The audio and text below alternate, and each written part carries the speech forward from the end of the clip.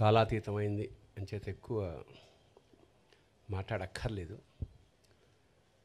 మా మాస్టర్ ఒక మాట అంటూ ఉండేవారు, ఒరే సావిత్రి గారు అంటే ఎవరో తెలుసురా, ప్రతి పదార్థం ఆవిడ పేరు. ఎందుకంటే నువ్వు ఏ పాట నా చూడు, ప్రతి పదానికి ఒక ఎక్స్ప్రెషన్ ఉంటుంది ఆవిడ మొహంలో.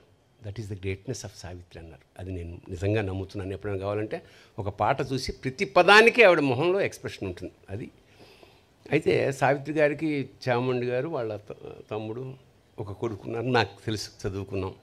తర్వాత అంత తాపత్రయపడి ఎన్ని సభలు చేసినా రెండో కొడుకు సంజయ్ కిషోర్ నిజంగా.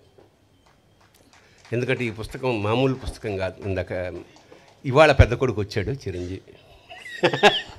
ఇన్నేళ్లకి ఒక కొడుకుని సంపాదించుకుని నిజంగా చాలా ఆనందం. ఎవరు చేస్తారండి, బతుకున్న ఆర్టిస్టులే వాళ్ళు తెలియట్లేదు. అలాంటిది సావిత్రి గారు వెళ్ళిపోయి 40 రోజులకి ఇంత వైభవంగా ఆవిడ పుట్టినరోజు చేసుకుంటున్నామంటే మామూలు విషయం. అంటే చిరంజీవి సావిత్రి చిరంజీవి ఈ రెండు. ఎక్కువ మాట్లాడకుండా ఆవిడ మీద నాకు ఇష్టంగా ఎప్పుడో రాసుకున్న ఒక కవిత చదివేసి నేను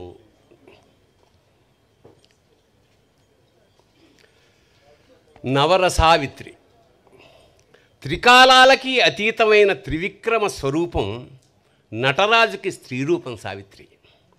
సావిత్రి కొంగు నిర్మాతలకి బంగారం, హీరోలకి శృంగారం. ఆవిడ కన్యాశుల్కంలో నవ్వితే మధురవాణి డంగైపోయింది. మాయాబజార్లో ఘటోద్గచుని అనుకరిస్తే రంగారావే కంగారు పడ్డాడు. ఆమె నాయకైతే ప్రేక్షకుడే నాయకుడు, ఆమె చెల్లి అయితే ప్రేక్షకుడే అన్న, ఆమె పార్వతి అయితే ప్రేక్షకులంతా దేవదాసులే. కోమాలో ఆమెను చూస్తే పాడుబడ్డ బావిలో తేలే చందమామలాగా, పతనమైన విజయనగర సామ్రాజ్య వైభవంలాగా, శిథిలమైన 1000 స్తంభాల గుడిలాగా ఉండేది.